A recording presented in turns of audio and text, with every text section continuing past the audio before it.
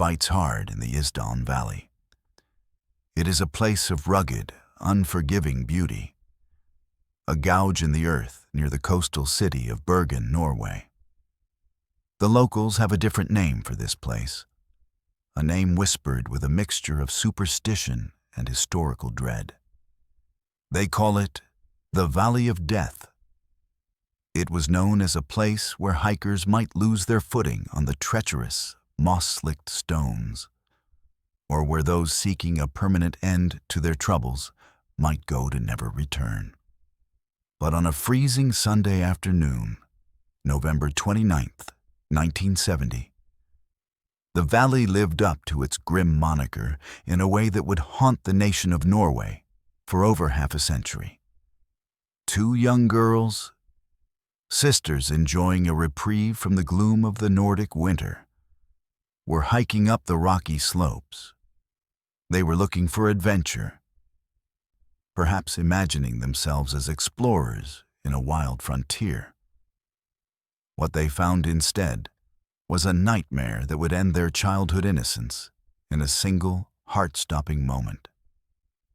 Through the brush and the biting cold, they smelled something distinct, an odor that triggers a primal alarm in the human brain. It was the smell of burning meat. Following the scent, they climbed over a rocky outcrop and froze. There, lying among the scree, was the charred, motionless body of a woman. She was lying in what forensic pathologists call the fencer position, her arms raised in a final, rigid defense against the flames that had consumed her. Welcome to DCF Investigations. Today, we are opening the file on one of the most perplexing, elaborate, and chilling cold cases in the history of crime. This is the story of the Isdal Woman, a ghost who walked through the Iron Curtain, a woman with no name, 8 identities, and a death shrouded in codes, disguises, and silence. To understand the sheer strangeness of this case, we must first transport ourselves back to 1970. Norway was not yet the incredibly wealthy oil superpower it is today. It was a quiet, relatively safe corner of the world, though it sat on a precarious geopolitical fault line. To the east lay the Soviet Union, the looming bear of the Cold War. To the west, the NATO alliance. Norway was the listening post, the strategic flank, and Bergen was a hub of naval activity. It was a time of spies, dead drops, and secrets whispered in the shadows of heavy coats. But a burning body in a remote valley was not a matter of espionage, at least not initially. It was a police matter. When the Bergen police arrived at the scene, the winter darkness was already descending. They worked under the glare of floodlights, their breath misting in the air as they catalogued a scene that defied all logic. The woman's body was severely burned, particularly on the front, rendering her face unrecognizable. Yet, her back remained largely intact.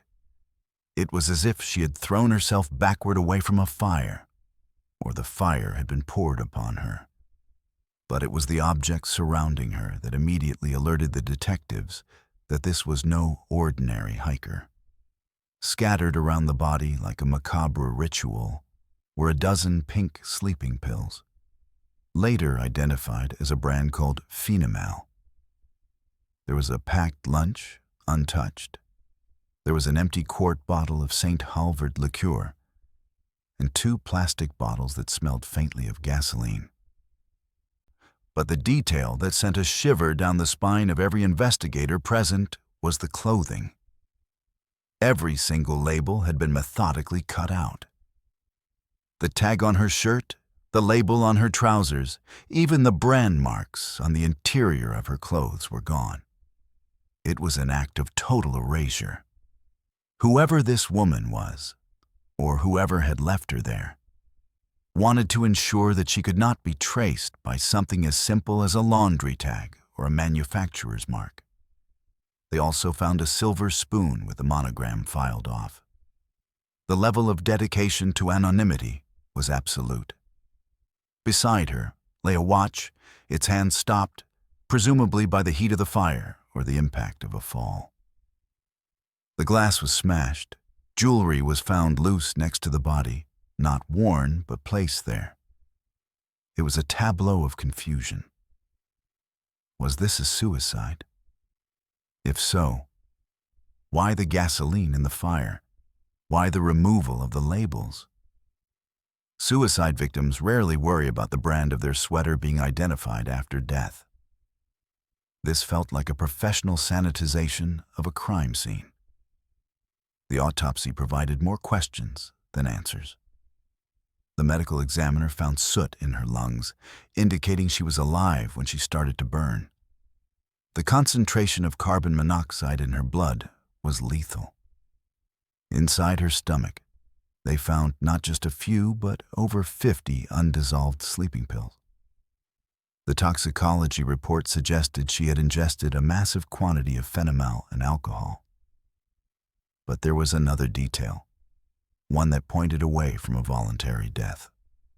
There was a distinct, unexplained bruise on the right side of her neck. It was consistent with a blow, perhaps a karate chop or a strike with a blunt object. Had she been incapacitated before being set alight? The police were baffled. They had a body, but they had no identity. They circulated a description of the woman based on her physical measurements. She was roughly 30 to 40 years old, with a curvaceous figure, dark hair pulled back, and distinctive gold dental work. In Norway, dental work usually involved white amalgam or porcelain. Gold was rare. It suggested she was not local.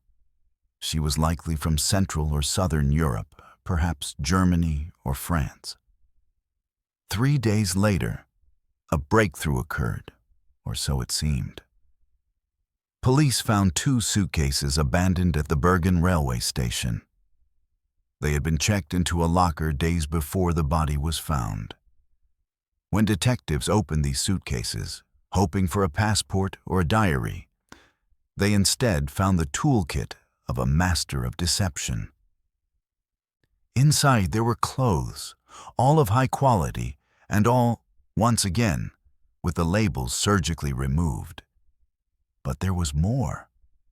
There were several wigs, allowing the wearer to change her hair color and style in seconds. There were pairs of non-prescription glasses, used not for sight, but to alter one's appearance.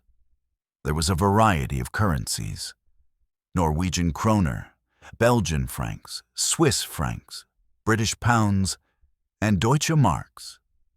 This was a woman who traveled extensively. Hidden in the lining of the suitcase, they found a tube of eczema cream. The doctor's name and the patient's name had been scraped off the label, but the pharmacy stamp was still visible. It was a pharmacy in Oslo. This was the first solid thread. But the most chilling discovery in the suitcase was a black notebook. At first glance, it appeared to be nothing more than random scribbles. But the investigators realized it was a code. The police brought in their best cryptographers. It didn't take long to crack the cipher, but the contents were startling. The code was a travelogue. It was a list of dates and locations, tracking movements across Norway and Europe. 022-028P, for example, meant October 22nd to October 28th in Paris. The log revealed that this woman had been crisscrossing Norway for months, moving from Oslo to Trondheim to Stavanger, and finally to Bergen. She was constantly on the move, never staying in one place for more than a few days. With the code broken, the police could now trace her steps to specific hotels. They showed her sketch to receptionists and maids across the country. And a picture began to emerge of a woman who was deeply guarded, paranoid, and possibly afraid. She checked into hotels under different names. In Oslo, she was Genevieve Lancier from Louvain. In Bergen, she was Claudia Thielt from Brussels. In Trondheim, she was Alexia Zarna-Merches from Ljubljana. In total, investigators discovered she had used at least 8 different aliases. She had 8 different passports to match these names, though none of the physical passports were ever found. The forms she filled out at the hotels were riddled with lies. She claimed to be an antique dealer, a specialized ornament decorator, or a tourist. Witnesses remembered her. She was described as elegant, sophisticated, and deeply strange. Hotel staff reported that she would often request to change rooms, specifically asking for rooms with balconies or fire escapes. She was seen moving heavy furniture in her room, barricading the door, or perhaps checking for listening devices behind wardrobes. She spoke broken English, but witnesses heard her speaking German, French, and Flemish. She exuded an air of, "Don't come near me." One particularly haunting detail came from a 26-year-old Italian photographer who had dined with her at the Hotel Alexandra in Loen. He described her as terrified. She told him she was from Johannesburg, South Africa, and that she was traveling to see the beautiful places of Norway because she did not know if she would ever have the chance again. It was a cryptic statement that, in hindsight, sounds like a farewell. But why was she in Norway? This is where the story takes a turn into the geopolitical shadows. The Isdal Woman's itinerary, when overlaid with a map of Norwegian military activities, showed a disturbing correlation. She was in Stavanger when new Penguin missile tests were being conducted. She was in Bergen during naval maneuvers. She seemed to shadow the movements of the Norwegian military. This led the Norwegian Police Security Service, the PST, to take a keen interest in the case. Was she a spy? It is the most prevailing theory. The Cold War was a chess game of information, and Norway was a critical board. If she was gathering intelligence on NATO naval capabilities or missile technology, she would have been a target for counterintelligence or for her own handlers if she was suspected of defecting. There is a testimony that adds significant weight to the espionage theory. A man, who would only speak decades later, claimed that he saw the Isdal Woman in the forest just days before she died. He said she was not alone. She was walking with 2 men who wore trench coats and looked Southern European. The witness said that as he passed them, the woman opened her mouth to speak, her eyes wide with panic. But one of the men nudged her, and she fell silent.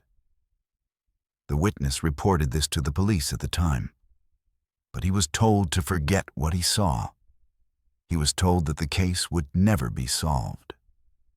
This alleges a cover-up, implying that the Norwegian authorities knew exactly who she was and wanted the matter buried.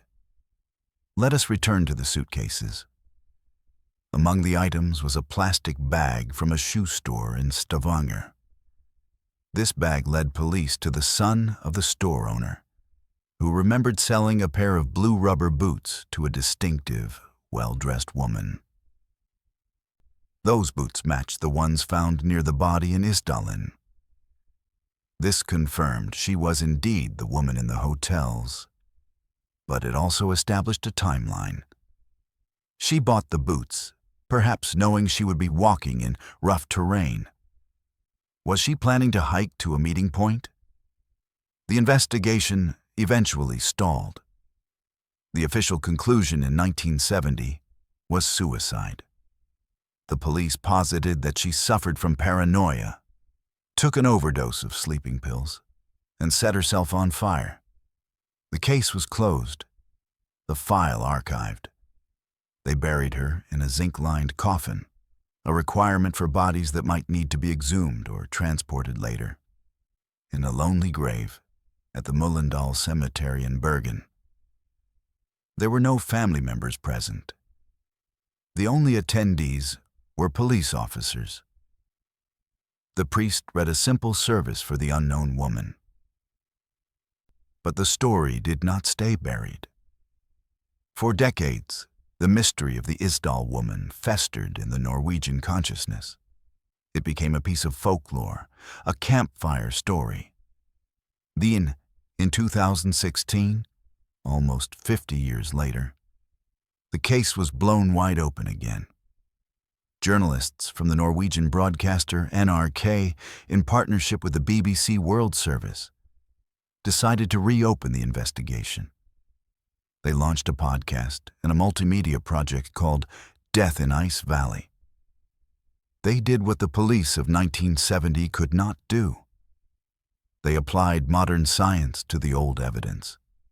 They found the Isdal woman's jawbone, which had been preserved in the archives. This was a gold mine, literally and figuratively. They used stable isotope analysis on her teeth. This is a technique that analyzes the chemical signature of the water and food a person consumed during childhood, which gets locked into the enamel of the teeth. The results were groundbreaking. The isotopes told a story of a girl born around 1930 who moved during her childhood. The chemical signature pointed to the Nuremberg area of Germany, or perhaps the border region between France and Germany. This matched the linguistic profile witnesses had described, a woman who spoke French and German. The analysis suggested she had moved west as she grew older, perhaps into France or Belgium. This scientific evidence narrowed the search field from somewhere in Europe to a specific region. It also reinforced the timeline. If she was born around 1930 in Germany, she would have been a child during World War II. Did the chaos of the war displace her family? Did she learn to survive by changing identities in the rubble of post-war Europe?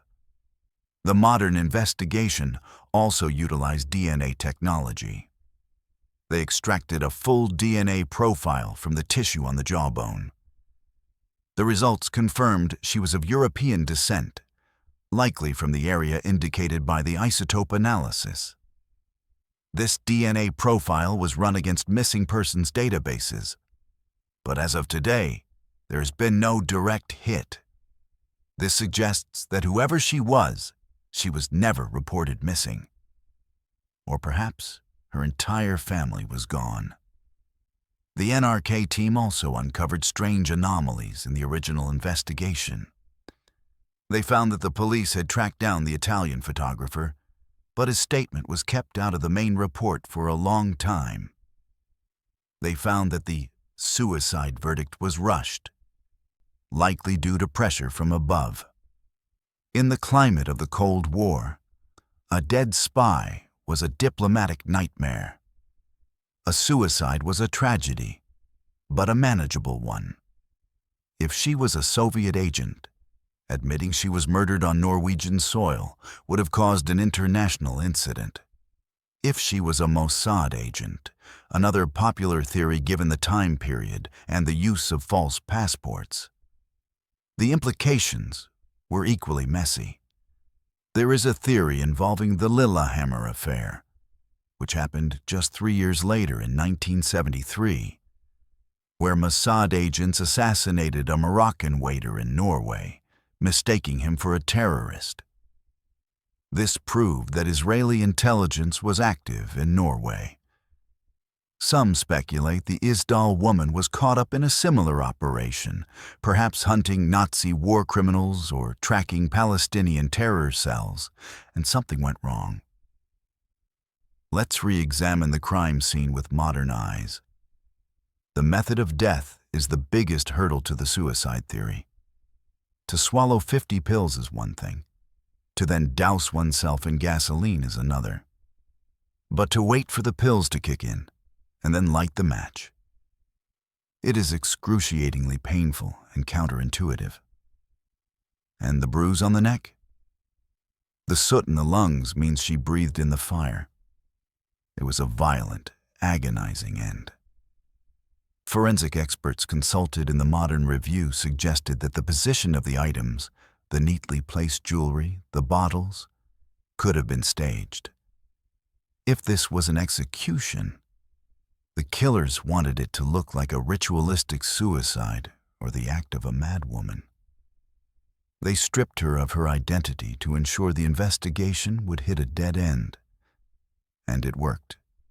For 50 years, it worked. But the most haunting aspect of the Isdal Woman case is not the spycraft or the forensics. It is the loneliness. Here was a woman who lived a life of total fabrication. She had no real name that anyone knew. She had no friends, only brief encounters with hotel staff.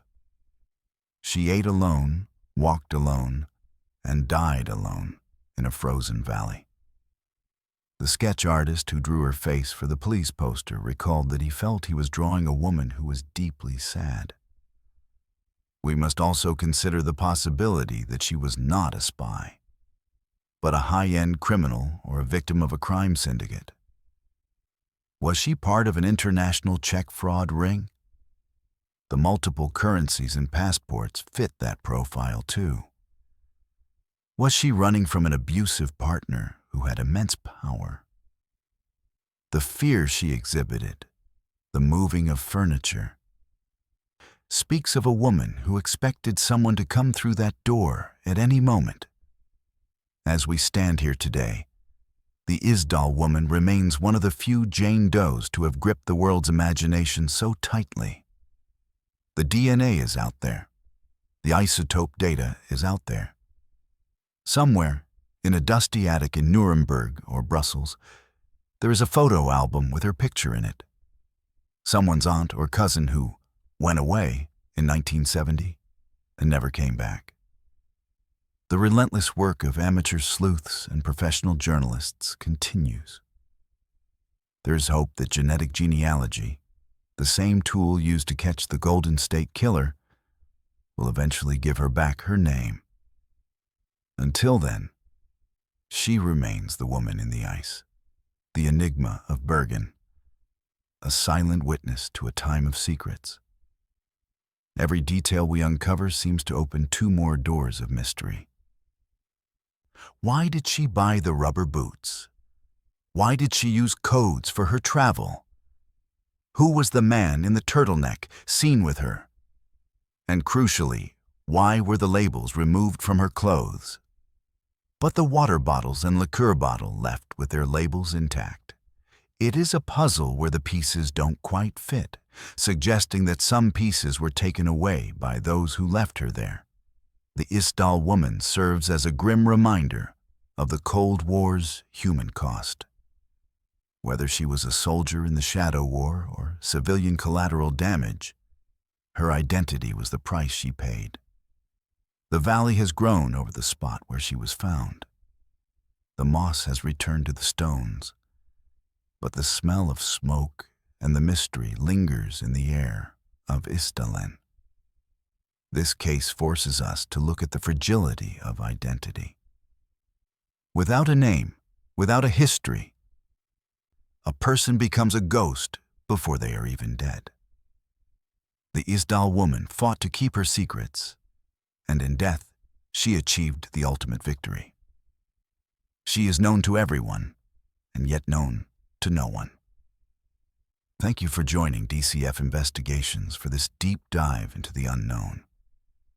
We have walked the path of the Isdal Woman, examined the burnt evidence, and stared into the face of a 50-year-old riddle. But the file is not closed. It never truly is. Now, I turn the question over to you. Do you believe the Isdal Woman was a master spy caught in a game she couldn't win? Or was she a desperate soul running from a personal demon that finally caught up with her in the Valley of Death? And if she was a spy, who was she working for? The East? The West? Or a third player we haven't even considered? Leave your theories in the comments below. The answer might just be one connection away. Stay vigilant, stay curious, and we will see you in the next investigation.